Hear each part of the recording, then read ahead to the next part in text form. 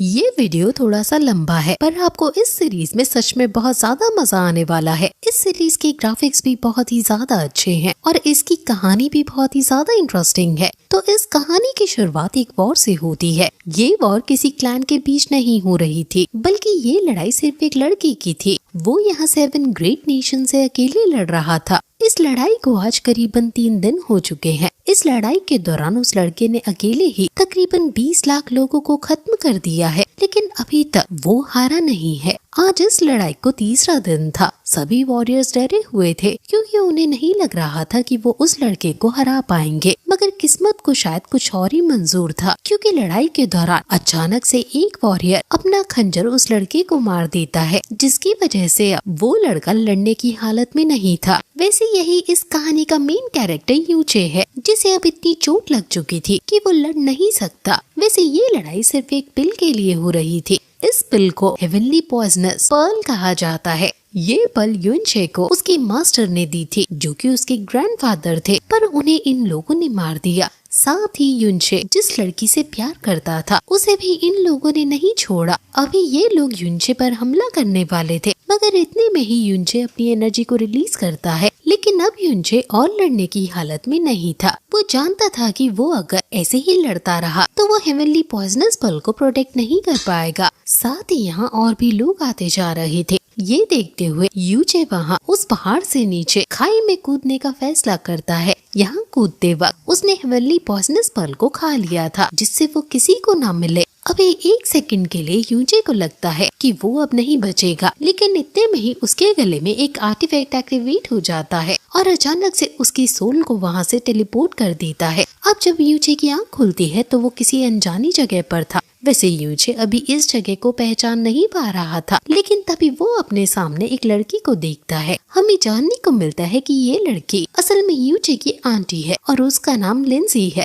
यहाँ अभी यूचे को कुछ भी समझ नहीं आता, क्योंकि उसने उस लड़की को कभी देखा तक नहीं था। पर तभी लिंजी बताती है कि आज यूचे की शादी होने वाली है, लेकिन सुबह खाना खाते हुए वो अचानक से बेहोश हो गया, जिस वजह से वो सभी उसकी चिंता कर रहे थे। यूचे हैरान था। वो तुरंत उठकर बैठ जाता है, लेकिन तभी अचानक से उसे अपने सोल सी के अंदर वो सारी मेमोरीज दिखना चालू होती हैं, जो कि अभी उसकी करंट बॉडी की हैं। असल में यूचे किसी और की बॉडी में आ चुका है, क्योंकि जिस टाइम यूचे की डेथ हुई थी तब इस वाली बॉडी की भी डेथ हुई थी। वैसे यूचे को पता लगा था कि उसके पास अभी भी हेवनली पॉइजनस पर्ल की पावर्स हैं। उसे जानने को मिलता है कि इस लाइफ में उसके पेरेंट्स नहीं है, उसे उसके ग्रैंडफादर ने ही पाला है, उन्होंने ही उसका ख्याल रखा है। लेकिन बचपन में ही यूचे की मिस्टिक वेन्स डिस्ट्रॉय हो गई थी। असल में मिस्टिक वेन्स एक प्रॉपर्टी होती है जिसके थ्रू कल्टीवेटर्स कल्टीवेशन कर पाते हैं। मिस्टिक वेन्स के डिस्ट्रॉय होने से अब यूचे कल्टीवेशन नहीं कर सकता। अब ये बात जानकर यूचे बहुत ही ज्यादा हैरान हो गया था। साथ ही वो उतना ही दुखी भी था, क्योंकि अब वो कल्टीवेशन नहीं कर सकता। साथ ही पिछली लाइफ की जो पावर उसके पास थी वो भी अब उसके पास नहीं है। बस अभी एक चीज की उसे खुशी थी कि उसके पास अभी भी हेवनली पॉइजनस पर्ल है, जो कि अब उसके सोल सी के साथ भी कनेक्ट हो चुकी है। यहाँ हमें ये भी जानने को मिलता है कि असल में यूचे को इस लाइफ में किसी ने पॉइजन दे दिया था, जिस वजह से यहाँ भी उसकी सेम टाइम पर डेथ हुई थी। अभी उसे नहीं पता कि उसे ये पॉइजन किसने दिया था। अब जब उसे ये सब समझ आ रहा था, तभी वहाँ पर उसके ग्रैंडफादर आते हैं। वो यूचे को ठीक देखकर बहुत ज्यादा खुश थे। वैसे वो यूचे से तैयार होकर नीचे आने को कहते हैं। यहाँ यूचे भले ही उनसे पहली बार मिल रहा है, लेकिन उसे इनकी फीलिंग अच्छी तरह पता है और साथ ही वो ये भी जानता है कि उसके बेहोश होने के बाद उसके ग्रैंडफादर को उसकी कितनी चिंता हो रही थी। अब इस वजह से वो उनसे कहता है कि आपको आज से मेरी चिंता करने की जरूरत नहीं। मैं जानता हूँ कि आपने बचपन से मेरा कितना ख्याल रखा है, लेकिन अब मेरी बारी है, अब से मैं आपका ख्याल रखूंगा। ये बात सुनकर यूचे के ग्रैंडफादर तो बहुत ही ज्यादा हैरान हो गए थे, क्योंकि यूचे का बर्ताव पहले जैसा था। उसके हिसाब से वो 180 डिग्री में बात कर रहा है। वो कह रहे थे कि फाइनली तुम बड़े हो ही गए। वैसे इसके बाद वो लिंजी से यूचे को तैयार करने को कहकर वहाँ से चले गए थे। यहाँ लिंजी उसे तैयार करते हुए कहती है कि अब तो तुम्हारी शादी भी होने वाली है, उसके बाद तो तुम हमें भूल ही जाओगे। लेकिन इस पर यूचे कहता है कि चिंता मत कीजिए, मैं आप दोनों को कभी नहीं भूलने वाला, और वैसे भी मैं कहीं और जा थोड़ी ना रहा हूँ। वैसे अब यहाँ से सीन चेंज होता है। हम देखते हैं कि अब वो लोग वहाँ से निकलने लगे थे। यहाँ पर अभी बहुत सारे सोल्जर्स भी थे, क्योंकि यूचे के ग्रैंडफादर इस स्मॉल जियाओ सेट के 3rd ग्रेट एल्डर हैं। यहाँ अभी बहुत सारे लोग थे। तभी यूचे को एक घोस्ट दिखता है। अब उसे उसी पर बैठकर जाना था, लेकिन अब वो उस पर बैठता है तो नीचे गिर जाता है। वो हैरान था कि इस लाइफ में उसकी बॉडी कितनी ज्यादा वीक है। अब तभी वहाँ पर एक लड़का आता है जिसका नाम यू लॉन्ग है, और इसे यूचे का कजन ब्रदर कह सकते हैं, क्योंकि ये स्मॉल जियाओ सेट के 1st ग्रेट एल्डर का बेटा है। यहाँ यू लॉन्ग अभी यूचे से मिलने आया था। वैसे तो यूचे को याद आ गया था कि यही वो लड़का है जिसने उसे जहर देकर मारने की कोशिश की थी, क्योंकि ये यूचे से जलता है। लेकिन फिर भी यूचे यहाँ उससे अच्छे से बात करने का नाटक करता है। यू लॉन्ग के जेलस फील होने का बस एक कारण है। असल में यूचे की शादी इस पूरे सेक्ट के सबसे सुंदर लड़की से होने वाली है। वैसे अब जब ये लोग यहाँ से निकल जाते हैं, तब यू लॉन्ग अपने साथी पर गुस्सा करता है, क्योंकि उसके साथी ने ही यूचे को जहर दिया था, और ये जहर इतना बेकार था कि यूचे को मार नहीं पाया। वैसे इसके बाद यहाँ से सीन चेंज होता है। हम देखते हैं कि यूचे और बाकी सभी अब सिटी से होते हुए जा रहे थे। यहाँ सभी यूचे को देखकर हैरान थे। लड़के सोच रहे थे कि आखिर इस बेवकूफ से लड़के की शादी किंग यू के साथ कैसे हो सकती है, पर अभी बाकी लड़कियां सोच रही थी कि यूचे कितना हैंडसम है। अब हमें जानने को मिलता है कि क्विंग यू जिससे यूचे की शादी हो रही है, असल में यूचे के ग्रैंडफादर ने उसकी जान बचाई थी। इसी वजह से क्विंग यू इस चीज का एहसान चुकाने के लिए यूचे से शादी कर रही है। तभी हम देखते हैं कि अचानक से इनके सामने एक एलिफेंट बीस्ट आ जाता है, जो कि उस सिटी के एक बहुत ही अमीर आदमी का पेट है। वो अमीर आदमी भी नहीं चाहता था कि यूचे की शादी क्विंग यू के साथ हो। इसी वजह से वो शादी में रुकावट खड़ी करने के लिए अपने पेट को यहाँ लेकर आया है। अब सभी लोग उस जायंट एलिफेंट से डर रहे थे, पर यहाँ यूचे सबसे आगे खड़े होते हुए अभी बिल्कुल नहीं डरा था। अब यूचे अकेला ही आगे बढ़ता है और अपने घोड़े की आंखों के सामने एक रुमाल रख देता है, जिसे वो घोड़ा उस बीस्ट को देखकर डरे ना। यहाँ पासा बिल्कुल उल्टा पड़ गया था, क्योंकि जब वो आदमी अपने एलिफेंट बीस्ट को यूचे की तरफ भेजता है, तो वो एलिफेंट ही यूचे से डरते हुए पीछे आने लगा था। असल में उस एलिफेंट को यूचे के अंदर वही हमारा पुराना यूचे दिखाई दे रहा है, लेकिन अपनी बेइज्जती होते दे वो आदमी अपने पेट को मारते हुए आगे बढ़ने को कहता है, जिसके बाद वो एलिफेंट सीधा यूचे पर हमला करने लगा था। अब यूचे भी पूरी तरह तैयार था। उसने अपने हेवनली पॉइजनस पर्ल की एनर्जी को एक्टिवेट भी कर लिया था, और अब हमें हेवनली पॉइजनस पर्ल की असली पार्ट देखने को मिलने ही वाली थी। लेकिन इतने में वहाँ एक दूसरा लड़का आ जाता है, जिसने उस एलिफेंट बीस्ट को बड़े ही आराम से रोक लिया था। इस लड़के का नाम युआन बाओ है। असल में ये क्विंग यू का भाई है, और अभी ये यूचे को लेने आया था, क्योंकि यूचे और बाकी सभी ऑलरेडी बहुत लेट हो चुके हैं। अब युआन बाओ यूचे और उस घोड़े को अपने हाथ पर उठाकर ले जाता है।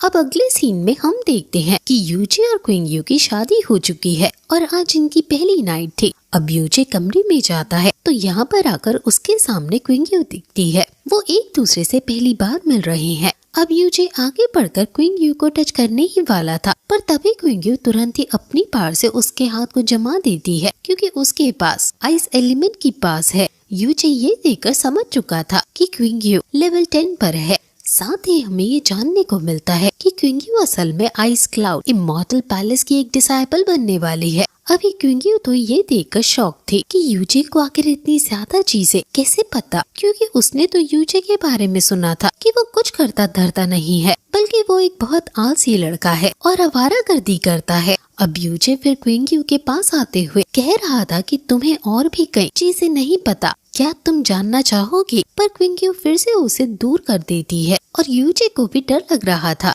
क्योंकि क्विंग यू सच में ताकतवर है। क्विंग यू उससे कहती है कि वो आइस क्लाउड इमॉर्टल पैलेस की डिसाइपल है, इस वजह से उसे फिजिकल रिलेशनशिप बनाने की परमिशन नहीं है। ये बात सुनकर यूचे हैरान था। वो कहता है कि इसका मतलब हम हमेशा ऐसे ही रहेंगे। इस पर क्विंग यू कहती है कि हमेशा नहीं, क्योंकि वो 1 महीने बाद यहाँ से आइस क्लाउड इमॉर्टल पैलेस जाने वाली है, और फिर वो लौट कर भी नहीं आएगी। अब यूचे ये बात सुनकर बहुत ही ज्यादा हैरान हो गया था, पर हिसाब से अभी 1 महीने का समय बहुत है क्विंग यू को अपने प्यार में डालने के लिए। वैसे अभी तो यूचे को वहाँ से बाहर जाना था क्योंकि उसे यहाँ पर बोर बोर सा लग रहा था। अब जब वो बाहर आता है तो अचानक से आसमान से एक स्टार वहाँ उसके सामने वाली पहाड़ी पर गिर जाता है। यहाँ यूचे के पास कोई काम धंधा तो था नहीं, इस वजह से वो तुरंत ही उस तरफ निकल पड़ता है देखने के लिए कि आखिर वो क्या चीज है। वैसे इस तरह अभी क्विंग्यू के पास आइस क्लाउड इमॉर्टल पैलेस से एक मास्टर आती है जो कि उसे यहाँ से ले जाने के लिए आई थी, पर क्विंग्यू उसे मना करते हुए कहती है कि उसने अभी अभी शादी की है, इस वजह से वो 1 महीने तक यहाँ से नहीं जा सकती क्योंकि ऐसा करने से यूचे के ग्रैंडफादर को बहुत बुरा लगेगा। इसलिए अब वो 1 महीने का टाइम मांगती है, जिस पर उसकी मास्टर उसे हाँ करके वहाँ से चली जाती है। अब अगले सीन में हम यूचे को देखते हैं जो उस पहाड़ी पर आता है और उसे वहाँ बहुत सारी ऐसी मेडिसिन मिलती हैं जो कि बहुत रेयर हैं। नॉर्मली शायद किसी को इनके बारे में पता नहीं, इस वजह से इन्हें कोई लेकर नहीं गया।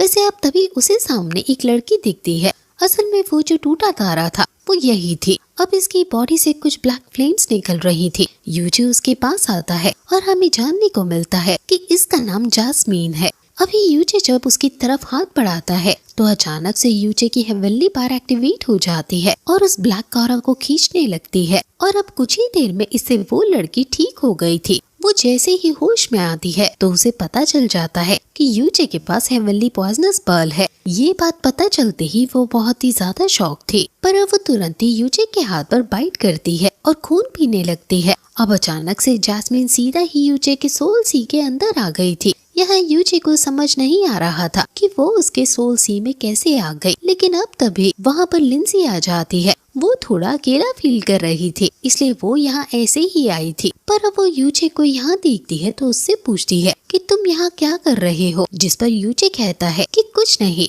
मैं तो बस ऐसे ही यहाँ घूमने आया था। लेकिन यहाँ लिंसी को लगता है कि शायद उसे क्विंग्यू ने घर से निकाल दिया है। वैसे अब वो दोनों बैठकर बातें कर रहे थे, पर तभी वहाँ पर क्विंग्यू आती है और वो उन्हें देख लेती है। अब अगले दिन जब यूचे की नींद खुलती है तो वो उसी पहाड़ी पर था। यहाँ उसके पास में लिंसी सो रही थी और अभी उन्होंने कंबल ओढ़ रखा था जो कि असल में उन्हें क्विंग्यू ने उड़ाया है। अब इस चीज से यूचे बहुत टेंशन में आ गया था। उसे लग रहा था कि कहीं क्विंग्यू कुछ गलत ना समझ ले। वैसे अब वो वापस जब घर आता है तो क्विंग्यू को बुलाता है क्योंकि आज उन दोनों को ही यूचे के ग्रैंडफादर से मिलने जाना है। आज उनकी शादी के बाद का पहला दिन है, जिस वजह से उन्हें आज खाना उनके साथ ही खाना है। यहाँ क्विंग्यू बहुत ज्यादा अच्छे से तैयार हुई थी। वैसे यूचे भी कुछ कम नहीं लग रहा था। वैसे अब ये दोनों वहाँ पहुँचते हैं और खाना खाते हैं। अभी क्विंग्यू ऐसा दिखा रही थी जैसे वो दोनों ही बहुत खुश है, पर यूचे यहाँ इसी मौके का फायदा उठाता है और क्विंग्यू के कंधे पर टच करता है।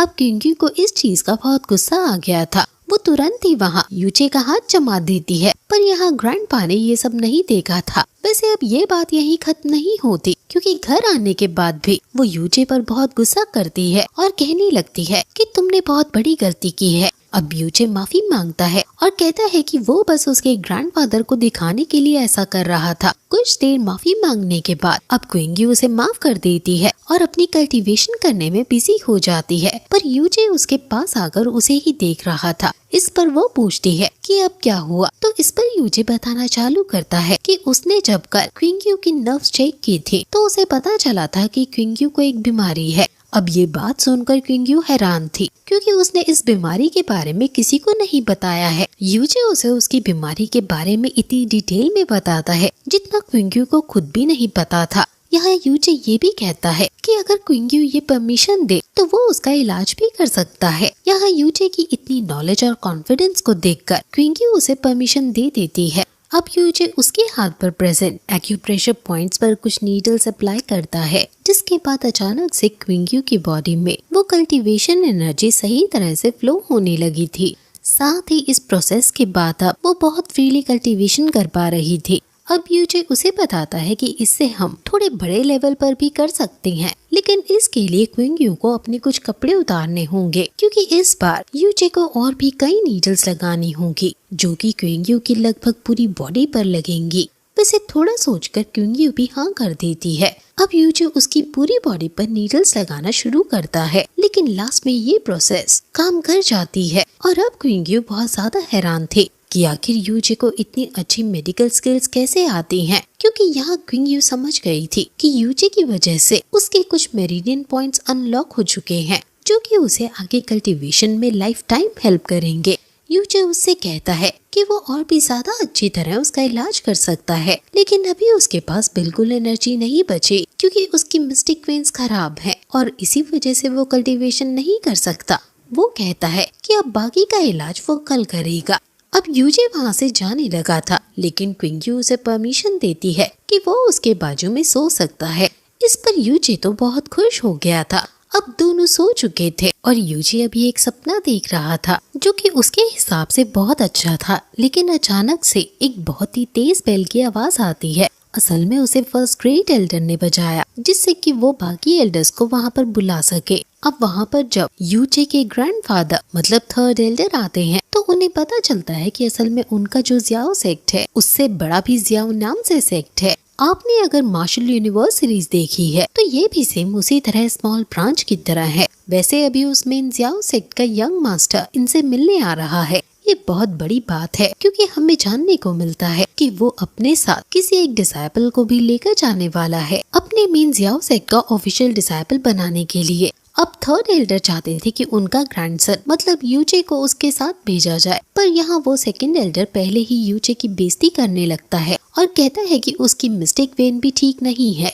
और वैसे भी वो तो बस लेवल 1 पर है, उसे वहाँ भेजने का कोई फायदा नहीं है। अब इतना सुनकर थर्ड एल्डर को गुस्सा आ जाता है और वो तुरंत अपनी एनर्जी रिलीज करते हैं। अभी फर्स्ट एल्डर को उनकी पार्क के बारे में पता था, इस वजह से वो उन्हें समझाते हैं कि ऐसा करना ठीक नहीं होगा, और वैसे भी किसे यंग मास्टर के साथ जाना है या किसे नहीं, ये तो वही आकर बताएगा। अब इसके बाद थर्ड एल्डर वहाँ से चले गए थे। अगले सीन में हम देखते हैं कि यू लॉन्ग भी यूजे के घर पर आया था, यूजे से मिलने के बहाने से, जिससे कि वो क्विंग्यू से कुछ बात कर सके, पर क्विंग्यू उससे कहती है कि यूजे घर पर नहीं है। इसके बाद वो कहने लगता है कि ठीक है, तो मैं तुम्हें तुम्हारी ट्रेनिंग में मदद करता हूँ, लेकिन अब ट्रेनिंग के दौरान वो बहुत बुरी तरह से पिटता है और वहाँ से सीधा बाहर की तरफ फेंक दिया जाता है। यहाँ अभी यूजे भी घर पर लौट आया था। यूजे जब उससे यहाँ आने की वजह पूछता है, तो वो बहाना बना देता है कि वो बस कल्टीवेशन कर रहा था और उसकी कल्टीवेशन अचानक से डिस्टर्ब हुई और ब्लास्ट की वजह से वो यहाँ आकर गिर गया। वैसे यूजे तो सब समझ गया था, लेकिन वो बस हंसता है और कुछ नहीं कहता। वैसे अगले सीन में हम देखते हैं कि वो यंग मास्टर अब इनके सेक्ट में एंटर कर चुका था, लेकिन अब वो यहाँ पर आकर इनके सेक्ट की बुराई कर रहा था और कह रहा था कि तुम्हारा सेक्ट सच में कितना छोटा है, पर इनमें से कोई भी उसे कुछ नहीं कहता, क्योंकि वो बहुत बड़े सेक्ट से आया है और यहाँ पर उनके लिए एक बहुत बड़ी अपॉर्चुनिटी भी है। साथ ही ये बंदा अपने साथ एक एलेक्सर भी लाया है, जो कि बहुत रेयर है, और इसकी खासियत ये है कि ये किसी भी मिस्टेक वेन को रिपेयर कर सकता है। इसका मतलब यूजे भी पूरी तरह से ठीक हो सकता है। अब इतना सुनकर लिंजी बहुत खुश थी, उसे ये एलेक्सर किसी भी कीमत पर चाहिए था। अब तभी यंग मास्टर वहाँ से जाने वाला था, तो उसकी नजर यहाँ लिंजी पर पड़ती है और अब इसके बाद वो लिंजी के पास आकर उसे छेड़ रहा था, लेकिन ये चीज यूजे के ग्रैंडफादर को बिल्कुल पसंद नहीं आती और उन्हें इससे बहुत गुस्सा आ जाता है। पर जब वो आगे बढ़ने वाले थे, तभी सेकंड एल्डर उन्हें रोक देता है, लेकिन इतने में ही यूजे भी वहाँ पर आ गया था। वो यहाँ आकर यंग मास्टर को रोक देता है और कहता है कि आप बहुत थक चुके होंगे, मैं आपकी मदद करता हूँ। मगर इतने में ही वहाँ पर यंग मास्टर के साथ आया हुआ एल्डर उससे कहता है कि हमें यहाँ से चलना चाहिए। साथ ही इसके बाद वो उसे जबरदस्ती वहाँ से ले गया था। अब अगले सीन में वहाँ यंग मास्टर को अभी बहुत गुस्सा आ रहा था, लेकिन इतने में ही वहाँ पर यू लॉन्ग आता है और उसे क्विंग्यू के बारे में बताता है। इसके बाद वो दोनों ही वहाँ से सीधा यूजे के घर आ गए थे, जहाँ अभी वो दोनों ही क्विंग्यू को छुपकर देख रहे थे। क्विंग्यू इतनी सुंदर है कि वो यंग मास्टर तो पहले ही शौक था, पर जब उसे ये पता चलता है कि इसकी शादी एक लेवल 1 के कल्टीवेटर के साथ हो चुकी है, तो वो और ज्यादा हैरान हो जाता है। लेकिन इसके बाद वो दोनों ही एक प्लान बनाते हैं। वैसे रात को अभी यूजे क्विंग्यू की बॉडी पर एक्यूप्रेशर पॉइंट के थ्रू उसका इलाज कर रहा था और उसके सारे मेरिडियन पॉइंट्स अनलॉक कर रहा था, पर इस प्रोसेस के यहाँ कंप्लीट होते ही यूजे वही बेहोश होकर नीचे गिर जाता है। लेकिन अब क्विंग्यू भी उसे हील करती है और उसकी पार के बारे में पूछती है। इस पर यूजे बताता है कि उसके मास्टर एक ग्रेट डॉक्टर थे और यूजे ने उनसे ही ये सारी कला सीखी है। अब ये सुनकर क्विंग्यू कहती है कि इसका मतलब तुम किसी भी मेडिकल सेक्ट में तो आराम से ज्वाइन कर सकते हो। यूजे कहता है कि हाँ, लेकिन उसे ऐसा नहीं करना है।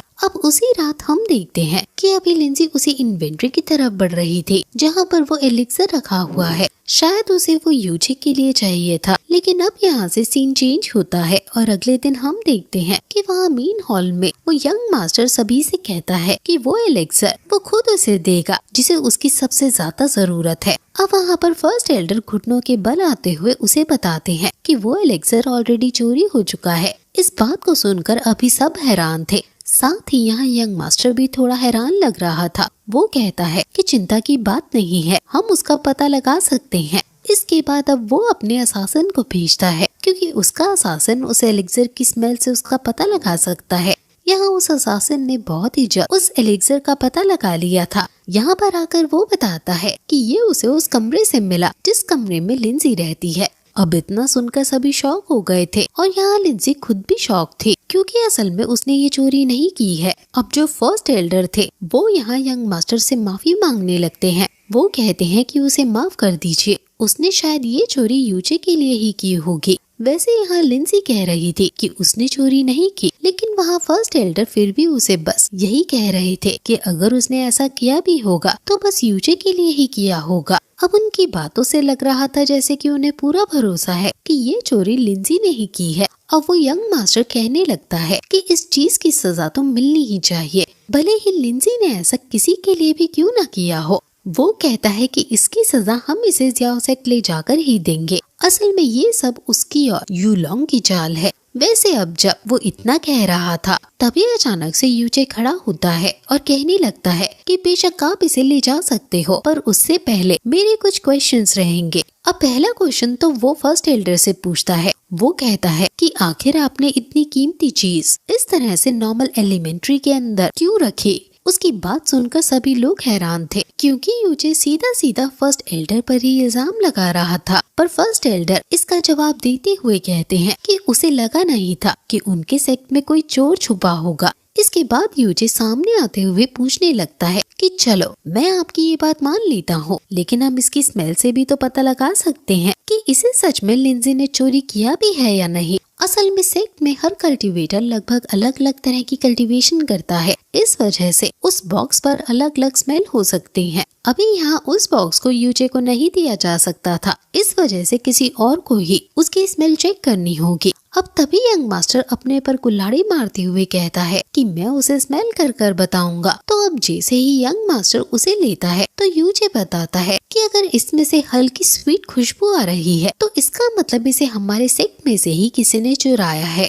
अब यंग मास्टर स्मेल करके बताता है कि हाँ, इसमें से वैसे ही सेम खुशबू आ रही है जैसी तुमने बताई। अब इतना सुनते ही यूचे बात पलट देता है और कहता है कि असली चोर पकड़ा गया, मैंने आपको झूठ बताया। असल में ऐसा हो ही नहीं सकता क्योंकि हमारे यहाँ की मेडिसिन अलग तरह की है। यहाँ इस बात से यंग मास्टर को गुस्सा आ गया था और अब उसका साथी तुरंत ही हमला करने लगता है। ये आदमी असासिन लेवल पर है, इस वजह से वो बहुत ताकतवर है और ये पक्का है कि यूजे उससे लड़ नहीं सकता। इस वजह से यहाँ यूजे के ग्रैंडफादर सामने आकर उस असासिन को दूर फेंक देते हैं। अब एक दूसरा असासिन और आता है लड़ने के लिए, लेकिन वो भी हार रहा था। ये देखते हुए ज़ियाओ सेक्ट का वो एल्डर जो उस यंग मास्टर के साथ आए थे वो कहते हैं कि हमें लड़ाई नहीं करनी चाहिए और शांति से बात कर लेनी चाहिए। अब यूजे के ग्रैंडफादर बताते हैं कि मैं इस सेक्ट का थर्ड एल्डर हूँ, मैंने कभी किसी से झूठ नहीं बोला, मैं सच कह रहा हूँ कि चोरी लिंजी ने ही की है। वो उसे लेने के लिए गई थी पर मैंने उसे रोक दिया था।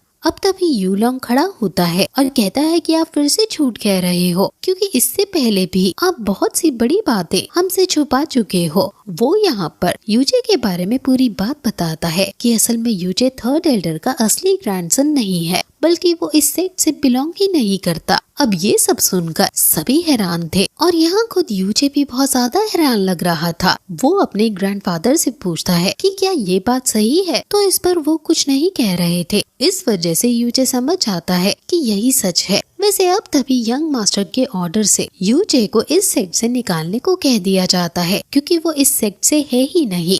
यहाँ यूजे को भी ना चाहते हुए वहाँ से जाना पड़ रहा था, लेकिन अब जब वो जा रहा था तभी यूलोंग कहने लगता है कि अब जब तुम जा ही रहे हो तो तुम्हें क्विंग्यू को भी आजाद कर देना चाहिए। उसका मतलब यही है कि यूजे उस मैरिज सर्टिफिकेट को फाड़ दे, जिससे क्विंग्यू अगर चाहे तो अपनी मर्जी से किसी दूसरे लड़के से शादी कर पाए। अब इतना सुनते ही यूजे उस पर चिल्लाता है और कहता है कि ये तुम्हारा डिसीजन नहीं है, ये क्विंग्यू का डिसीजन है। अब वो क्विंग्यू को ही वो एग्रीमेंट देते हुए वहाँ से जाने लगता है। वो कहते हुए जाता है कि मेरे जाने के बाद तुम ग्रैंडफादर और लिंजी का ख्याल रखना। अब यूजे के वहाँ से जाते ही यहाँ यूलोंग क्विंग्यू से ही लेटर को फाड़ने के लिए कहता है, पर क्विंग्यू उसे नहीं फाड़ती और यूलोंग को ही दूर हटा देती है। अब इतने में एक असासिन क्विंग्यू की तरफ हमला करता है, जिसे क्विंग्यू ने बहुत ही आराम से दूर फेंक दिया था। पर फिर वो असासिन अपनी बहुत ज्यादा पावर का इस्तेमाल करते हुए क्विंग्यू पर हमला करने लगता है, लेकिन इतने में ही बहुत तेज धमाका होता है। इस वजह से वो असासिन वही मर जाता है।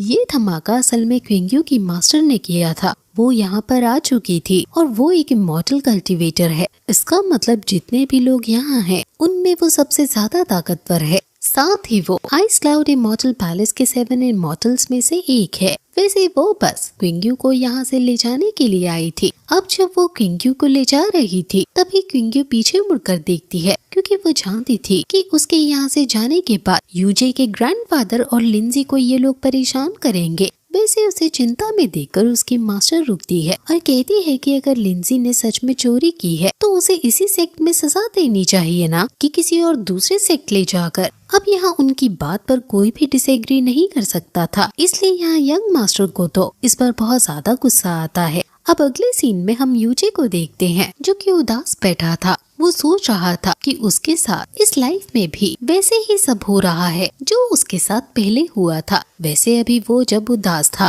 तभी अचानक से उसके हाथ में से एक लाइट निकलती है और एक पिल सामने आती है, जिसे खाते ही वो अचानक से इनविजिबल हो चुका था। ये पिल उसी हर्ब से बनी थी जो यूजे को वहाँ पहाड़ी से मिली थी। अब इसके बाद सीन चेंज होता है और हम यूलोंग को देखते हैं जो कि इस वक्त सो रहा था और क्विंग्यू के बारे में ही सोच रहा था। अब तभी यूजे वहाँ इनविजिबल होकर आ जाता है और यूलोंग को चाकू मार देता है। इसे यूलोंग चीखता है और उसकी आवाज सुनकर उसका फादर वहाँ पर आता है। अब जैसे ही वो यूलोंग को देखता है तो बहुत हैरान हो जाता है, लेकिन इतने में ही वहाँ दूसरी तरफ यूजे ने वहाँ के ट्रेजर पेविलियन में आग लगा दी थी। अब उसे समझ नहीं आ रहा था कि वो क्या करे, इसलिए वो 2 गार्ड्स को वहीं यूलोंग के पास छोड़कर ट्रेजर पेविलियन की तरफ चले जाते हैं। लेकिन अब इतने में ही यूजे अपने पॉइजन से इन दोनों गार्ड्स को खत्म करते हुए यूलोंग को भी खत्म कर देता है और इसके बाद यूजे वहाँ से सीधा यहाँ स्मॉल जियाओ सेक्ट के पीछे वाले माउंटेन पर आ गया था, क्योंकि यही उसके ग्रैंडफादर और लिंजी को एक केव में बंद रहने की सजा मिली है।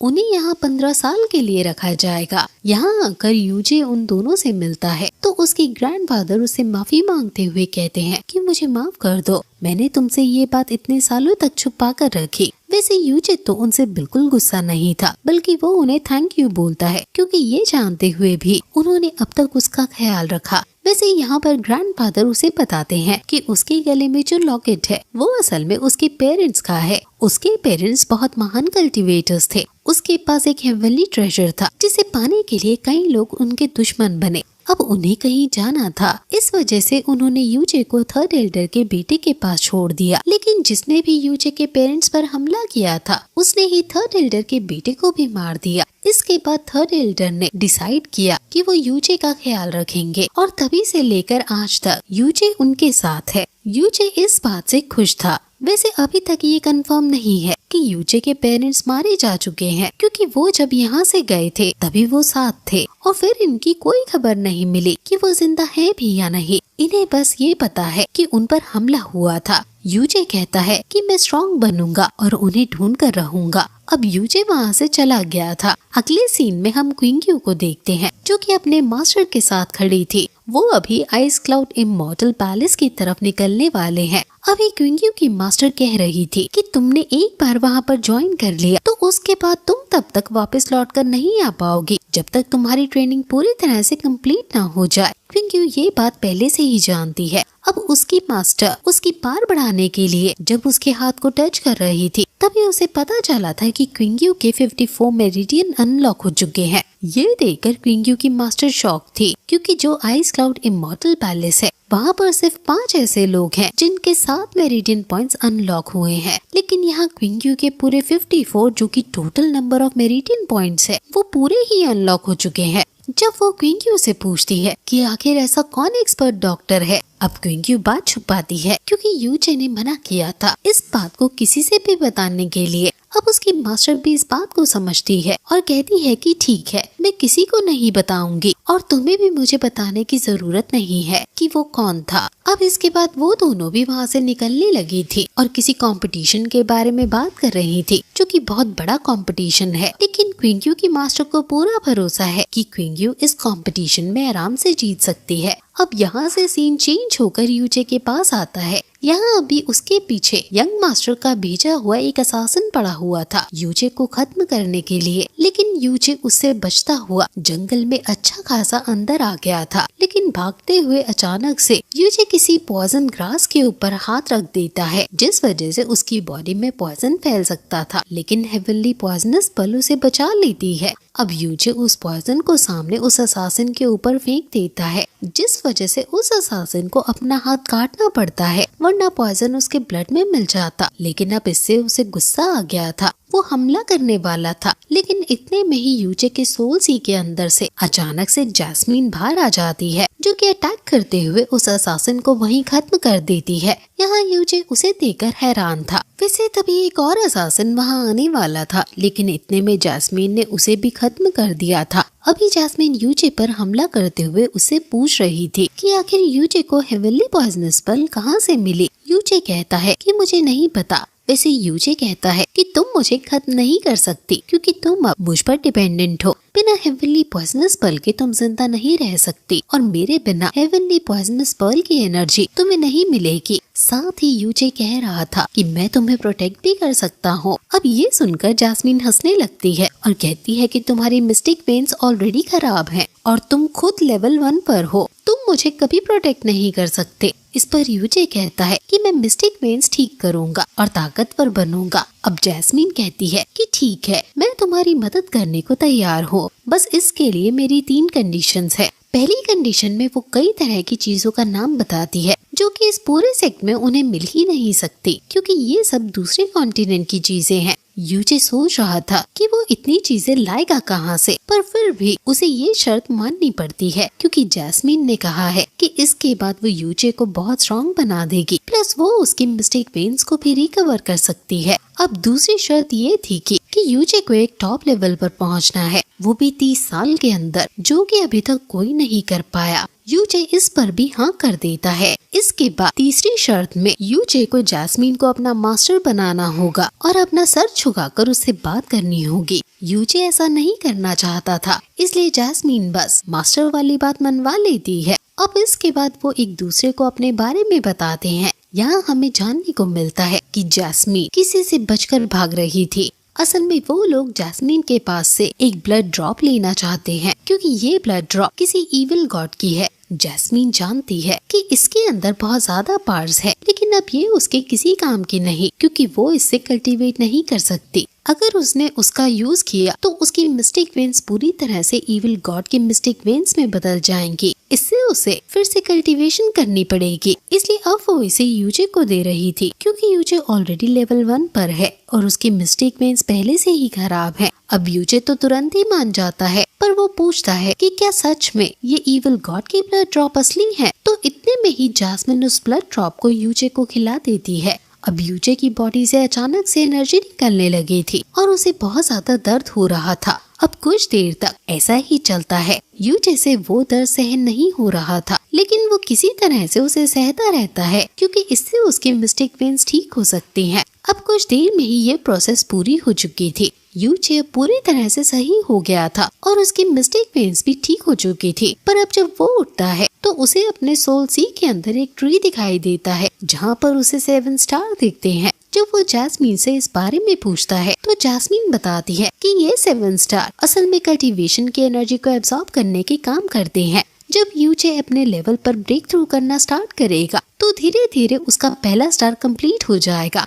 साथ ही इविल गॉड की मिस्टिक वेन की वजह से यूचे की कल्टीवेशन पहले से ज्यादा तेज होगी। इस वजह से वो अपनी ट्रू स्ट्रेंथ को रिवील करते हुए अपनी एनर्जी रिलीज करता है। इसकी वजह से वो तीनों ही वहाँ से दूर फेंक गए थे और साथ ही यहाँ यूचे भी अब विजिबल हो गया था। पर किसी तरह से बचते हुए वो तुरंत उस गुफा में अंदर की तरफ भागता है। मगर जैस्मीन ये नहीं चाहती थी, पर फिर भी उसे यूचे के साथ जाना ही पड़ता है। अब अंदर आने पर वो देखते हैं कि वहाँ बहुत सारी फायर हर्ब उगी हैं। ये बहुत ही रेयर होती हैं। वैसे असल में ये बस उस ड्रैगन का खाना है। पर अब ये ना जानते हुए यूचे उन सभी को लेने लगता है और अंदर से जो एनर्जी निकलती है वो धीरे धीरे कम हो रही थी, क्योंकि यूचे उन्हें अपनी स्टोरेज में रखते जा रहा था। इसलिए इस चीज का वहाँ उस ड्रैगन को भी पता चल जाता है। वो समझ जाता है कि उसकी गुफा में कोई है। इससे उसे और ज्यादा गुस्सा आता है और वो फिर से उन तीनों पर हमला करने लगा था। अब यहाँ गुफा के अंदर जैस्मीन यूचे से कह रही थी कि तुम्हें जो करना है जल्दी करो, क्योंकि हमें यहाँ से जल्दी निकलना होगा। वो बताती है कि शायद अब तक तो उस ड्रैगन को इस चीज के बारे में पता भी चल चुका होगा।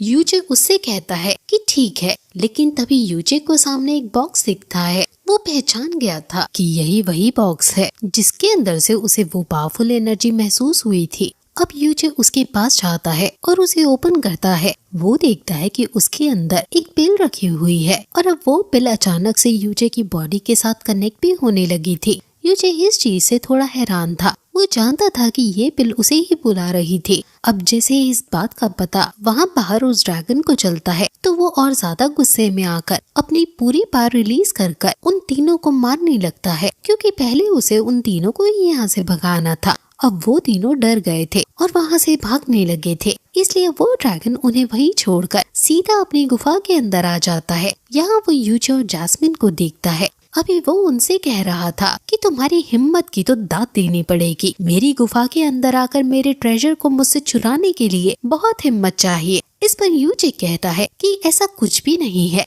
हमें यहाँ से एक एनर्जी महसूस हुई थी जो हमें यहीं बुला रही थी, लेकिन यहाँ उस ड्रैगन को यूचे पर बिल्कुल भी भरोसा नहीं था। और वैसे भी वो ड्रैगन जानता था कि यूचे बहुत कमजोर है, इसलिए वो तुरंत ही यूचे के ऊपर हमला करता है। पर इतने में ही जैस्मीन यूचे को बचा लेती है और अब जैस्मीन की पार देखकर वो ड्रैगन थोड़ा हैरान था, लेकिन उसे लगा था कि जैस्मीन ज्यादा ताकतवर नहीं हो सकती क्योंकि उसकी एज बहुत कम है। लेकिन अब अचानक से जैस्मीन अपनी पूरी पावर को रिलीज करते हुए उस ड्रैगन को ही खत्म कर देती है। ये सब इतनी जल्दी हुआ था कि वो ड्रैगन बचने की कोशिश भी नहीं कर पाया था। वैसे अब ज्यादा पावर का इस्तेमाल करने की वजह से जैस्मीन की हालत खराब हो चुकी थी, क्योंकि पहले ही उसने अभी तक पूरी तरह से रिकवर नहीं किया था। अब जैस्मीन को लग रहा था कि वो मरने वाली है, लेकिन यूचे उसे मरने नहीं दे सकता था। इस वजह से वो उसे नीचे लेकर आता है और अब वैसे तो जैस्मीन बेहोश हो चुकी थी, पर यूचे अपने हाथ पर कट लगाते हुए उसे अपना ब्लड पिलाने लगता है जिससे कि वो ठीक हो सके, क्योंकि पहले भी हेवनली पॉइजनस पर्ल ने अपनी पावर से जैस्मीन को ठीक कर दिया था। पर अब इस बार ये ट्रिक काम नहीं आती, क्योंकि जैस्मीन बेहोश हो चुकी है।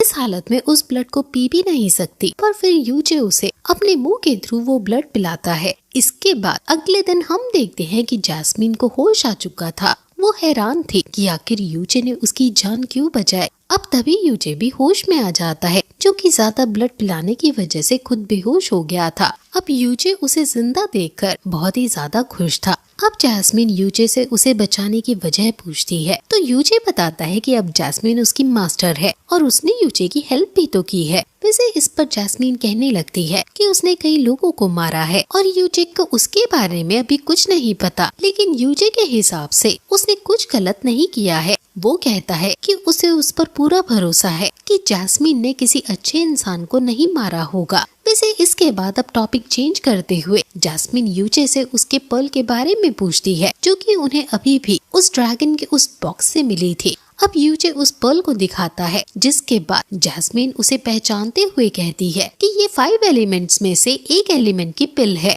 असल में यूचे को इसकी एनर्जी इसलिए महसूस हो रही थी क्योंकि ऐसे 5 एलिमेंट की पिल्स को इविल गॉड ने ही बनाया था, पर उसने इन्हें धरती पर अलग अलग जगह भेज दिया था। ये उनमें से ही एक है और ये यहाँ सबसे नजदीक वाली पिल थी। यूचे कि इसका मैं क्या करूँ, तो इस पर जैस्मिन उसके मुंह में इस पिल को भी डाल देती है। अब यूचे के अंदर अचानक से फायर एलिमेंट की पार फैलने लगी थी और पिछली बार की तरह उसे इस बार भी बहुत ही ज्यादा दर्द का सामना करना पड़ता है, लेकिन अंत में उसके पास फायर एलिमेंट की पार आ चुकी थी। अब उसे आग से डरने की जरूरत नहीं है, बल्कि अब वो आग को कंट्रोल भी कर सकता है। वैसे इसके बाद यूचे उस ड्रैगन की बॉडी को अपने पास रख लेता है और वो लोग अपने आगे के सफर के लिए निकल पड़ते हैं। अभी यहाँ से बहुत पास एक तियानजुआन नाम की सिटी है। वो दोनों अब वहीं आ गए थे। यहाँ यूचे अभी एक शॉप पर आया था जहाँ कल्टीवेशन रिलेटेड या फिर रेयर ट्रेजर को खरीदा या बेचा जाता है। यहाँ आते हुए यूचे ने अपना भेस बदल लिया था।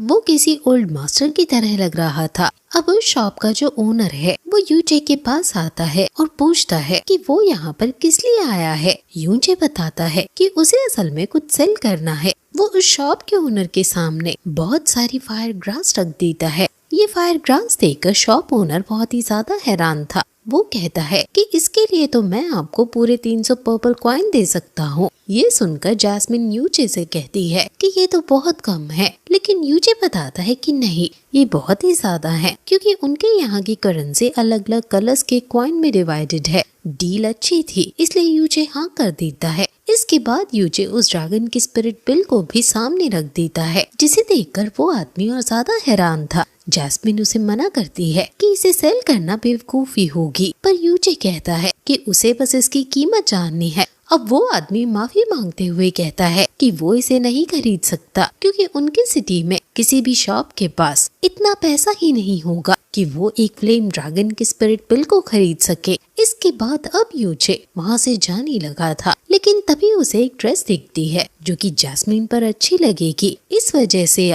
यूचे उसकी कीमत पूछता है। अब वैसे तो वो महंगी है, लेकिन शॉप ओनर वो ड्रेस यूचे को फ्री में दे देता है, क्योंकि वो यूचे के साथ उस फ्लेम ड्रैगन स्पिरिट की डील नहीं कर पाया था। यूचे इस बात से खुश था, पर अब इसके बाद वो सीधा वहाँ के मेन सेक्ट हॉल के लिए निकल पड़ा था। कुछ देर में यूचे वहाँ के सेक्ट लीडर के पास पहुँचता है। असल में वो यूचे के ग्रैंडफादर के दोस्त हैं। यहाँ आते हुए जैस्मिन उससे पूछती है कि हम यहाँ क्या करने आए हैं, तो इस पर यूचे उसे बताता है कि हम इस सेक्ट को ज्वाइन कर सकते हैं, जिससे मैं अपनी कल्टीवेशन को जल्द बढ़ा सकता हूँ, क्योंकि ऑफिशियली किसी सेक्ट का डिसाइबल होने से कल्टीवेटर्स को बहुत सी पर्क्स मिलती हैं। यूचे किसी बड़े सेक्ट में ज्वाइन नहीं कर सकता, इस वजह से वो यहाँ आया है। अभी सेक्ट लीडर यूचे को देखते ही पहचान जाता है। वो उससे मिलकर बहुत खुश थे। अब वो यूचे की पार चेक करते हैं और कहते हैं कि हाँ, तुम नॉर्मली ठीक लेवल पर हो, तुम हमारे सेक्ट को ज्वाइन कर सकते हो। अब जब यूचे वहाँ से जाने वाला था, तभी वहाँ पर युआन बाओ आ जाता है। वो अभी यूचे को यहाँ देखकर बहुत ही ज्यादा खुश था। वो बताता है कि वो इसी सेक्ट में रहता है, इसलिए अब वो यूचे को वहाँ से लेकर जाता है अपने दोस्त और बाकी जगह दिखाने। अब जब वो बाहर आते हैं तो उन्हें 2 डिसाइपल ट्रेनिंग करते हुए दिखते हैं। वो दोनों ही बहुत स्ट्रॉन्ग है। यहाँ उस लड़की का नाम मिस लान है और लड़के का नाम मू रोंग है। अब यूचे तो मिस लान को देखकर बहुत हैरान था, क्योंकि वो बहुत सुंदर है। लेकिन अब जब जैसे ही ट्रेनिंग खत्म होती है तो युआन बाओ दोनों को यूचे से इंट्रोड्यूस कराता है। वो बताता है कि यूचे उसके ब्रदर इन लॉ है। अब इस बात से मिस लान हैरान थी, क्योंकि यूचे की एज इतनी ज्यादा नहीं लगती। वैसे जब वो दोनों वहाँ से चली जाती हैं, तो यहाँ यूचे युआन बाओ पर बहुत गुस्सा करता है और कहता है कि तुम्हें ये बात सभी को बताने की जरूरत नहीं है। वैसे आज एक खास दिन है, क्योंकि हर साल आज के ही दिन कई सारे सेक्ट यहाँ एक मीटिंग के लिए आते हैं। वो लोग साथ में खाना पीना करते हैं, जिस बीच डिसाइपल एक दूसरे को चैलेंज कर अपनी पार भी दिखा सकते हैं। अब मीटिंग स्टार्ट होती है और यूचे भी अभी वही युआन बाओ के साथ बैठा हुआ था।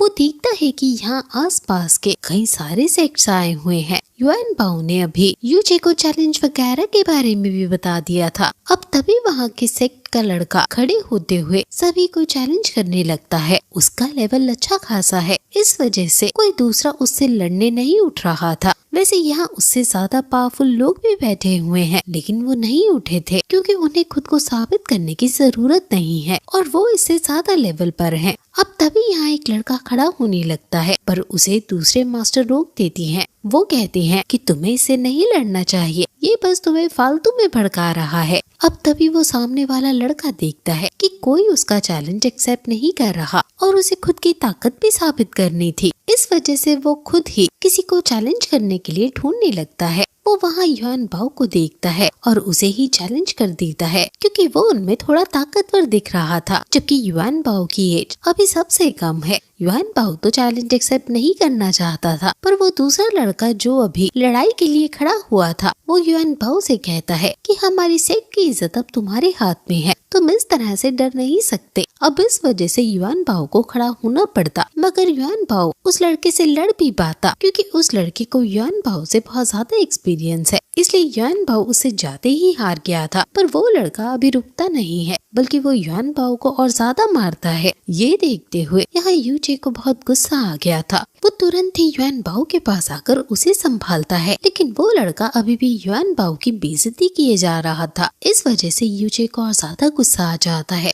वो पहले मिस लैंड से युआन बाओ को ले जाने के लिए कहता है और इसके बाद वो सामने उस लड़की को चैलेंज करता है। अभी वो लड़का कह रहा था कि तुम बहुत कमजोर हो, मैं तुम जैसे से लड़ना नहीं चाहता। इस पर यूचे कहता है कि शायद तुम हार से डर रहे हो। अब इससे उस लड़के को थोड़ा गुस्सा आ जाता है और वो कहने लगता है कि ठीक है, तो तुम्हें एक मौका देता हूँ, तुम 3 बार अटैक करो। अगर तुम्हारा एक भी अटैक मुझे टच हो जाता है तो मैं हार मान लूंगा। इस पर यूचे कहता है कि ठीक है। वैसे अभी जैस्मिन यूचे से कह रही थी कि तुमने फालतू में इससे पंगा लिया, हमें इससे लड़ने की जरूरत नहीं थी। इस पर यूचे कहता है कि नहीं, इसने युआन बाओ को चोट पहुंचाई है, मुझे इसे सबक तो सिखाना ही होगा। अब इसके बाद यूचे बहुत ही तेज स्पीड के साथ आगे बढ़ता है और उस लड़के को जोर से थप्पड़ मारते हुए दूर फेंक देता है। सभी लोग हैरान थे, साथ ही उस लड़के का जो मास्टर था वो भी हैरान था। वैसे उस लड़के ने अभी हार नहीं मानी थी। वो खड़ा होता है और कहने लगता है कि अभी तो मेरा ध्यान नहीं था, तुम एक और बार हमला करो, मैं तुम्हें अपनी पूरी पावर दिखाता हूँ। लेकिन अब यूचे फिर से आगे बढ़ते हुए उसे थप्पड़ मारता है और दूर फेंक देता है। सभी लोग फिर से हैरान हो चुके थे और यहाँ वो लड़का भी अभी समझ नहीं पा रहा था कि यूचे की स्पीड आखिर इतनी तेज कैसे है, जबकि यूचे तो उससे कम लेवल पर है। लेकिन अब उस लड़के को भी बहुत गुस्सा आ गया था। इस वजह से वो अपनी जितनी भी पावर है सभी एक साथ रिलीज करता है। वो यूचे पर बहुत खतरनाक अटैक करने वाला था, पर तभी यहाँ जैस्मिन यूचे से कहती है कि इस लड़के ने बहुत बड़ी गलती कर दी है, ये अपनी पूरी पावर का इस्तेमाल कर रहा है। अगर तुम इसके मिस्टिक वेन की एनर्जी को ही ब्रेक कर लो तो ये अपने आप ही हार जाएगा। इसके बाद यूचे फिर से स्पीड से आगे बढ़ता है और उस लड़के के चेस्ट पर अटैक करते हुए उसकी मिस्टिक वेन्स की पावर को ही डिस्ट्रॉय कर देता है। अब ये देखते हुए उस लड़के का मास्टर गुस्सा होकर आगे आता है और यूचे पर चिल्लाने लगता है। साथ ही वो सेक्ट मास्टर पर चिल्ला रहा था और कह रहा था कि आपको अपने डिसाइपल को सजा देनी ही होगी। वैसे यहाँ सेक्ट मास्टर तो अभी बहुत ही ज्यादा खुश थे क्योंकि इस लड़के ने उनके सेक्ट का मजाक उड़ाया था, लेकिन अब फिर भी वो डायरेक्ट तो ये चीज नहीं दिखा सकते। इस वजह से वो उस मास्टर से कहते हैं कि चिंता मत कीजिए, आपके डिसाइपल की चोट का खर्चा हमारा सेक्ट उठाएगा। इस चीज से उस मास्टर को और ज्यादा गुस्सा आ जाता है और वो कुछ कह नहीं सकता था। और तभी यूचे भी कहने लगता है कि इसमें उसकी कोई गलती नहीं है क्योंकि वो लड़का ही सभी को चैलेंज कर रहा था। यूचे ने तो बस चैलेंज को एक्सेप्ट किया था। अब वो मास्टर भी जानता था कि इसमें उस लड़के की ही गलती है। इस वजह से वो कुछ नहीं कहता और वहाँ से चला जाता है। और यूचे बाकियों से भी कहता है कि क्या कोई और भी है जो मुझसे लड़ना चाहता हो। और तभी एक दूसरा लड़का आकर यूचे के चैलेंज को एक्सेप्ट करते हुए कहता है कि मैं तुमसे लड़ना चाहता हूँ। इस लड़के में भी पहले वाले लड़के की तरह बहुत एटीट्यूड था। अब इन दोनों में लड़ाई शुरू होती है, जिस दौरान ये लड़का अपनी फायर पावर का इस्तेमाल कर रहा था, पर उसे नहीं पता था कि यूचे को तो आग से कुछ नहीं होता। और अब इसी वजह से उस लड़के के क्रिएट किए गए फायर स्नेक्स को यूचे बहुत ही ज्यादा आराम से डिस्ट्रॉय कर देता है। इसके बाद यूचे उस पर हमला करते हुए उसे भी हरा देता है और इस लड़के का भी मास्टर आकर उसे ले जाता है। उस मास्टर को भी अभी बहुत ज्यादा गुस्सा आ रहा था, पर वो कुछ नहीं कह सकता था। अब यहाँ यूजे फिर से बाकी लोगों से कहने लगा था कि किसी और को मुझसे नहीं लड़ना है। असल में वो ऐसा इसलिए कह रहा है क्योंकि लड़ने से उसकी स्किल इम्प्रूव हो रही है। अब यहाँ एक और लड़का आता है, वो यूजे से 4 लेवल आगे है। इस वजह से वो पहले यूजे से पूछता है कि क्या यूजे उससे भी लड़ना चाहता है। यूजे ये देखकर थोड़ा हैरान था क्योंकि ये लड़का यूजे से अच्छे से बात कर रहा था। अब यूजे भी अच्छे से कहता है कि तुमसे लड़ना मेरे लिए प्राउड की बात होगी। अब उनमें लड़ाई शुरू होती है। ये लड़का सच में ताकतवर है, लेकिन लड़ाई के दौरान ही अचानक से यूजे के सोल सीम में इविल गॉड की पावर एक्टिवेट होना स्टार्ट हो जाती है। यूजे पहली बार इस पावर को महसूस कर रहा है। अब तभी जास्मीन उससे थोड़ा संभाल कर रहने को कहती है। अब यूजे की जब तक पावर एक्टिवेट हो रही थी तब तक वो लड़का सामने थोड़ी देर रुक गया था। वो यूजे पर हमला नहीं कर रहा था जिससे कि यूजे की पूरी पावर पहले एक्टिवेट हो जाए। अब पावर एक्टिवेट होने के बाद उनमें लड़ाई शुरू हो जाती है जो कि बहुत ही जल्द खत्म भी हो जाती है। और सामने उस लड़के को ज्यादा चोट नहीं लगी थी, पर वो कह रहा था कि तुम सच में ताकतवर हो, मैं हार मानता हूँ, तुमसे लड़के मुझे अच्छा लगा। इसके बाद उन दोनों में दोस्ती भी हो जाती है। दूसरी तरफ हम देखते हैं कि मिस लान अभी यूजे की पावर देकर उससे बहुत ही ज्यादा इम्प्रेस थी। वैसे इतने में ही एक दूसरा डिसाइपल जिसका नाम जेंग है वो आगे आता है और कहने लगता है कि क्या तुम मुझसे भी लड़ना चाहते हो। ये लड़का अभी तक आए सभी लोगों में सबसे ज्यादा लेवल पर है और इसका मानना है कि ये यूजे को बहुत आराम से हरा देगा। लेकिन अब उसके लेवल को देखने के बाद भी यूजे उसका चैलेंज एक्सेप्ट कर लेता है। अब उनमें जब लड़ाई शुरू होती है तो हम देखते हैं कि जेंग बहुत ज्यादा स्ट्रॉन्ग है, लेकिन यूजे की इविल गॉड की पावर अब एक्टिवेट हो चुकी है जो कि धीरे धीरे अब और ज्यादा बैठे जा रही थी। यहाँ उसका फर्स्ट लगभग पूरी तरह कंप्लीट होने ही वाला था और इसके बाद यूजे अपने फायर पंच का इस्तेमाल करता है। उसके फायर पंच इतना ज्यादा ताकतवर था कि जेंग की बॉडी में आग लग चुकी थी और वो नीचे गिर गया था। तभी उसके मास्टर वहाँ आते हैं और यूजे उनसे कहता है कि इसे जल्द से जल्द ले जाया जाए वरना ये जिंदा नहीं बचेगा। साथ ही यूजे उन्हें कई सारी मेडिसिन के नाम भी बताता है जिससे जेंग पूरी तरह ठीक हो सकता है। वैसे अभी यूजे को भी हल्की सी चोट आई थी, इसलिए मिस लैन वहाँ आती है और यूजे को पट्टी लगा देती है। वैसे वो यहाँ कह रही थी कि क्या तुम अभी भी लड़ोगे। इस पर यूजे कहता है कि हाँ, जब तक मैं यहाँ के सारे वॉरियर्स को हरा नहीं देता या फिर वो खुद हार नहीं मान लेते तब तक मैं लड़ाई नहीं रोक सकता। अब इतना सुनते ही एक और बंदा वहाँ आगे आता है। ये असल में इनके नेबर सेट के लीडर का बेटा है, मतलब ये लू लॉन्ग सेट का यंग मास्टर है और इसका नाम जियाओ लू है। अब यहाँ यूजे ने उसके चैलेंज को भी एक्सेप्ट कर लिया था। तभी जास्मीन उससे कहती है कि तुम बहुत बड़ी गलती कर रहे हो। अभी तक तुमने जितनों से भी फाइट की है उनमें से ये सबसे ज्यादा ताकतवर है और इविल गॉड की ज्यादा पावर इस्तेमाल करने की वजह से अब तुम्हारे पास ज्यादा एनर्जी नहीं बची है। तुम ज्यादा से ज्यादा इस पावर को 1 मिनट यूज कर पाओगे। इस पर यूजे कहता है कि कोई बात नहीं, इतना मेरे लिए काफी है। अब इसके बाद लड़ाई शुरू होती है और ये लड़ाई सबसे कम टाइम चलती है क्योंकि यहाँ जब जियाओ लू यूजे पर हमला कर रहा था तो यूजे पहले उसके अटैक से बचता है और इसके बाद अपना फाइनल अटैक करते हुए उसे एक ही अटैक में वहाँ से दूर फेंक देता है। साथ ही साथ अटैक इतना ज्यादा खतरनाक था कि इसकी वजह से जियाओ लू की मिस्टिक वेन्स पूरी तरह डैमेज हो चुकी थी, मतलब अब वो कल्टीवेशन नहीं कर पाएगा। ये देखते हुए लू लॉन्ग सेट का एक एल्डर आगे आता है और यूजे पर चिल्लाने लगता है, लेकिन यूजे कहता है कि आपको ऐसा नहीं करना चाहिए, इसकी हालत बहुत खराब है। अगर आपने अभी इसका ट्रीटमेंट नहीं कराया तो ये जिंदा भी नहीं बच पाएगा। अब मजबूरन उस एल्डर को वहाँ से जाना पड़ता है, लेकिन सभी समझ चुके थे कि यूजे ने बहुत बड़ी गलती कर दी है क्योंकि अब लू लॉन्ग सेट उसे छोड़ेगा नहीं। अब जब सब वहाँ से जा रहे थे तभी वो लड़का जिससे अभी अभी यूजे की दोस्ती हुई है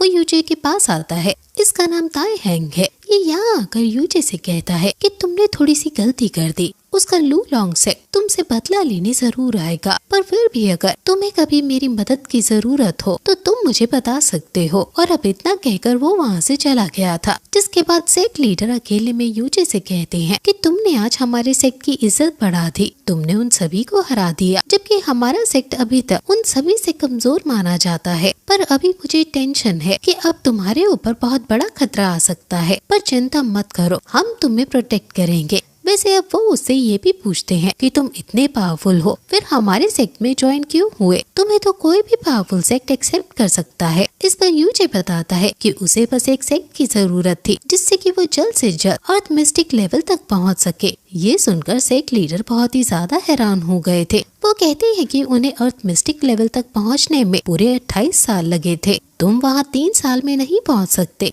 इस पर यूजे कहता है कि नहीं, मैं पहुँच कर दिखाऊंगा। और इसके बाद अब वो वहाँ से चला गया था। जिसके बाद हम उसे उसके रूम में देखते हैं कि अभी जैस्मिन उससे कह रही थी कि तुमने बहुत बड़ी गलती कर दी है, तुम्हें उस लड़की के साथ ऐसा नहीं करना चाहिए था। इस पर यूजे कहता है कि मैं अपनी पार को सहन नहीं कर पाया, मैं तो इतना पावरफुल अटैक यूज करना भी नहीं चाहता था, पर इविल गॉड की पार अचानक से मेरे ऊपर हावी हो गए। ये सुनकर जैस्मिन कहती है कि तुमने देखा, एक स्टार की पार आते ही तुम्हारे अंदर इतनी पार आ गई कि तुम अब तुमसे करीबन 6 लेवल आगे के वॉरियर को भी हरा सकते हो। अब यूजे कहता है कि हाँ, तुमने सही कहा। वैसे अगले सीन में हम सेक्ट लीडर को देखते हैं जो अभी किसी लेडी से बात कर रहे थे। वो लेडी उनसे कह रही थी कि यूजे सच में पावरफुल है, वो आगे चलकर हमारी मदद कर सकता है। इस पर सेक्ट लीडर कहते हैं कि हाँ, मैं उसका पूरा ख्याल रखूंगा। अब इतने में ही उन्हें न्यूज मिलती है कि बाहर लू लॉन्ग सेट का लीडर आया है और वो कह रहा है कि उन्हें यूजे चाहिए और अगर उन्हें यूजे नहीं मिला तो वो इस सेक्ट को तबाह कर देंगे।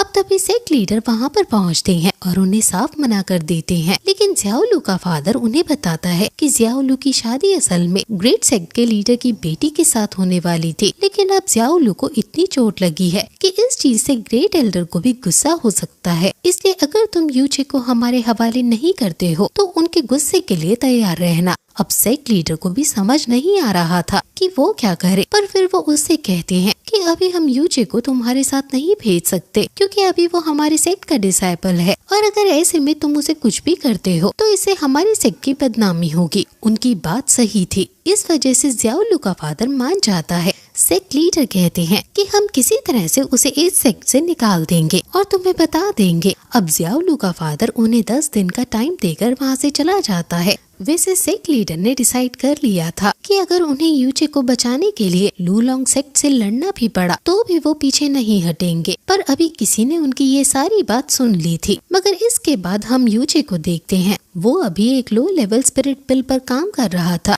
उसने एक ऐसी पिल बनाई है जो बिल्कुल उस फ्लेम ड्रैगन की स्पिरिट पिल की तरह दिखती है। वैसे अब वो अपनी स्पिरिचुअल वर्ल्ड में आकर जैस्मिन को वो पिल दिखाना चाहता था, पर जब वो वहाँ आता है तो देखता है कि जैस्मिन अभी सो रही है और उसे थोड़ी ठंड भी लग रही थी। इस वजह से वो उसे जाकर कंबल उड़ाता है, लेकिन इतने में ही जैस्मिन की आँख खुल जाती है और वो थोड़ा गलत समझ लेती है और यूजे को लात मारते हुए वहाँ से दूर फेंक देती है। पर यूजे उसे रोकते हुए कहता है कि ये तुम क्या कर रही हो, मैं तो तुम्हें कुछ बताने के लिए आया था। इसके बाद यूजे उसे वो पिल दिखाने लगता है और अपने प्लान के बारे में बताता है, पर तभी गेट पर कोई नॉक करता है, इसलिए यूजे को वापस बाहर आना पड़ता है। वो देखता है कि अभी मिस लैन उससे मिलने आई हैं। वो यहाँ यूजे को वही सारी बातें बताने आई हैं क्योंकि उसने सेक्ट लीडर की हर बात सुन ली थी। यूजे ये सब सुनकर कहता है कि कोई बात नहीं, इसकी टेंशन तुम्हें लेने की जरूरत नहीं है। पर इस पर मिस लैन कहती है कि नहीं, ज़ियाओलू का सेक्ट बहुत खतरनाक है, वो लोग तुम्हें नहीं छोड़ेंगे। अभी मिस लैन को यूजे की बहुत चिंता हो रही थी, पर तभी उसे एक आइडिया आता है। वो कहती है कि तुम मेरे साथ मेरी सिटी चल सकते हो। असल में वो कुछ ही दिन बाद यहाँ से वापस अपने घर जाने वाली है क्योंकि उसके फादर की थोड़ी तबीयत खराब है। वैसे अभी यूजे के पास पूरे 10 दिन का समय है, तो वो इतने दिन में कभी भी चुपचाप उसके साथ जा सकता है और किसी को भी इस चीज का पता नहीं चलेगा। इसलिए यूजे उसे हाँ कर देता है, पर वो पूछता है कि आखिर तुम मेरी मदद क्यों कर रही हो? जिस पर मिस लैन कहती है कि कुछ नहीं, बस मैं तुम्हारी सीनियर हूँ इसलिए तुम्हारी मदद कर रही हूँ। इसके बाद अब वो वहाँ से चली गई थी। उसके जाने के बाद जैस्मीन बाहर आती है और यूजे से पूछने लगती है कि मुझे तो कुछ गड़बड़ लग रही है, आखिर ये तुम्हारी मदद क्यों करेगी? तो इस पर यूजे कहता है कि चिंता की बात नहीं है, आखिर मैं हैंडसम ही इतना हूँ कि शायद वो मुझे प्रॉब्लम में नहीं देखना चाहती होगी। ये सुनकर जैस्मीन कहती है कि ऐसा सिर्फ तुम्हें लगता है।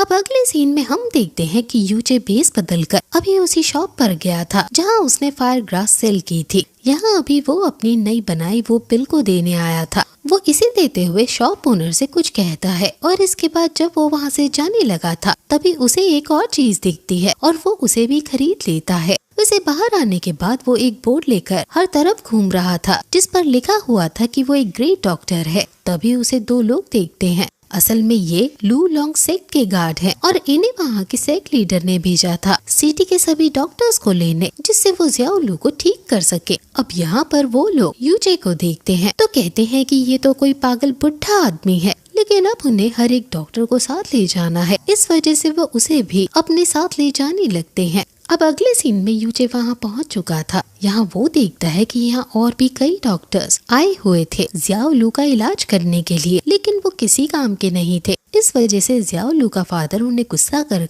वहाँ से भगा रहा था। अब यूजे वहाँ पर पहुँचता है तो वो यूजे को देखकर उससे भी थोड़ी बदतमीजी से बात करता है और अपने गार्ड से कहता है कि ये तुम किस बेवकूफ को उठा लाए। उसे यूजे कोई अच्छा डॉक्टर नहीं लग रहा था, प्लस यूजे की हरकतें भी बेवकूफों वाली थी। वैसे तभी यूजे सामने एक डॉक्टर को देखता है जिसके हाथ में एक पिल थी जो कि वो अभी जियाओ लू के लिए लाया था। यूजे उस पिल की बुराई करते हुए कहता है कि ये पिल किसी काम की नहीं है, इसमें एनर्जी की बहुत कमी है, इससे जियाओ लू को कोई फायदा नहीं होने वाला। और इसके बाद अब वो उस डॉक्टर को देखते हुए उसे उसी की बीमारियां गिनाने लगता है। ये देखकर यहाँ सेक्ट लीडर और बाकी सभी वो डॉक्टर भी यूजे से उसकी बीमारियों की दवाई पूछने लगता है, पर फिर उसे वहाँ से निकाल दिया जाता है क्योंकि वो किसी काम का नहीं था। वैसे अब यूजे यहाँ उसी मास्टर को देखता है जो कि जियाओ लू के साथ वहाँ उस लड़ाई के दौरान था। इस मास्टर को देखने के बाद यूजे उसकी भी बीमारियां उसे बताता है। वो कहता है कि तुम्हारी बॉडी पर सारे एक्यूप्रेशर पॉइंट्स लॉक हो चुके हैं,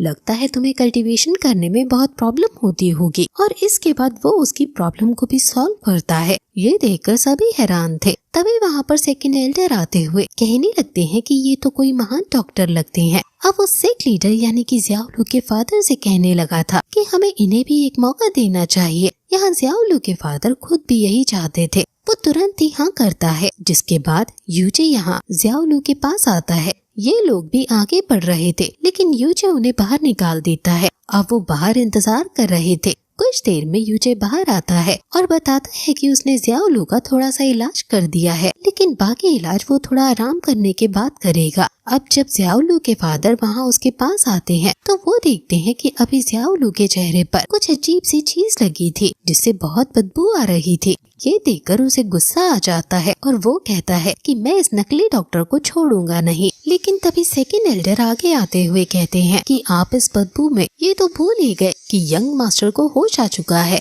अब ये चीज जैसे ही जियाओ लू का फादर नोटिस करता है तो वो हैरान हो जाता है। वो तुरंत ही कहता है कि उस डॉक्टर को जो भी मेडिसिन चाहिए उसे वो दो, हमें उस जैसा डॉक्टर कहीं नहीं मिल सकता। अब यहाँ इस तरफ यूजे तो मजे से खाना खा रहा था, उसे जो चाहिए वो एक बार कहने से मिल रहा था। अब तभी उसके सामने जैस्मिन आती है और पूछती है कि तुमने सच में जियाओ लू को होश में ला दिया, आखिर तुम्हें इतनी पावरफुल मेडिसिन बनाना कैसे आती है। इस पर यूजे उसे अपने पास्ट लाइफ के बारे में बताता है, लेकिन जैस्मिन कुछ भी समझ नहीं पा रही थी, इसलिए यूजे उससे कहता है कि कोई बात नहीं, तुम ये समझ लो कि मुझे ये पहले से ही आता था। वैसे अब इसके बाद वो वापस से वहाँ जियाओ लू को देखने के लिए जाता है। उसे जानने को मिलता है कि जियाओ लू पहले से ठीक हो गया है, लेकिन अब यूजे हैरान होने का वहाँ से जाने का नाटक करने लगता है। वो कहता है कि तुमने जियाओ लू को बिना मुझसे पूछे कुछ खिलाया है। इस पर उसका फादर हाँ करता है, पर फिर यूजे वहाँ से जाने लगता है और कहता है कि तुमने मेरी परमिशन नहीं ली, इसका मतलब तुम्हें अब मेरी कोई जरूरत नहीं है। अब इस चीज से जियाओ लू का फादर बहुत ज्यादा चिंता में आ गया था। वो तुरंत ही माफी मांगता है और कहता है कि अब की बार से हमसे ऐसी गलती नहीं होगी, लेकिन इस बार हमें माफ कर दीजिए।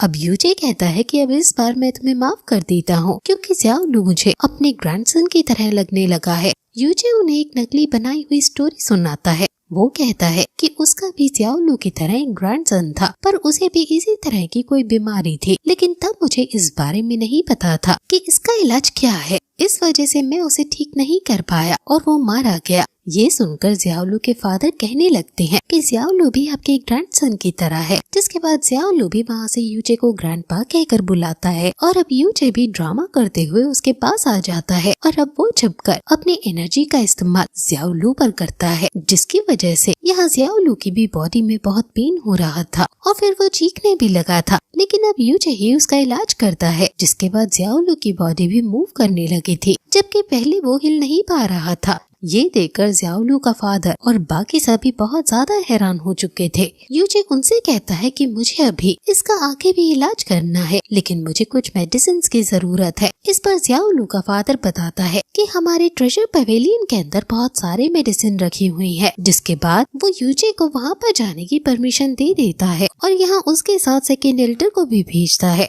अब वहाँ पर आने के बाद यूचे अलग अलग तरह की मेडिसिन देखता है। वहाँ पर कई तरह की स्मेल थी, लेकिन फिर भी यूचे बताता जा रहा था कि किस बॉक्स में कौन सी मेडिसिन रखी हुई है और उसे कौन सी चाहिए। अब जब सभी मेडिसिन मिल जाती हैं, तो वो वहाँ से लौटने वाले थे, लेकिन इतने में ही यूचे को एक तलवार दिखती है। सेकेंड एल्डर बताता है कि ये तलवार बहुत ही ज्यादा रेयर है, ऐसी दुनिया में सिर्फ एक ही तलवार है और इसके अंदर मिस्टिक टाइगर स्पिरिट की एनर्जी है। साथ ही यूचे यहाँ पर कुछ गन्स और बॉम्ब्स को भी देखता है। यूचे को नहीं पता था कि ये क्या है, लेकिन फिर सेकेंड एल्डर उसे उनके बारे में बताता है। अब कुछ दिन इसी तरह बीत जाते हैं। हम देखते हैं कि जियाओलू पहले से ज्यादा ठीक हो चुका था और अब वो चलने भी लगा था। वो यहाँ यूचे के पास आकर उससे कहता है कि मुझे अपनी पूरी एनर्जी वापस चाहिए, जिससे मैं फिर से स्ट्रॉन्ग बन सकूं और उस लड़के को सबक सिखा सकूं जिसने मेरा ये हाल किया है। अब इस पर यूचे कहता है कि हाँ, तुम बहुत जल्द स्ट्रॉन्ग बन सकते हो, लेकिन उसके लिए हमें ड्रैगन स्पिरिट पिल चाहिए होगी। पर अब इतना सुनकर जियाओलू का फादर कहने लगता है कि ये पॉसिबल नहीं है, क्योंकि ड्रैगन स्पिरिट पिल्स हमारे यहाँ मिलना नामुमकिन है।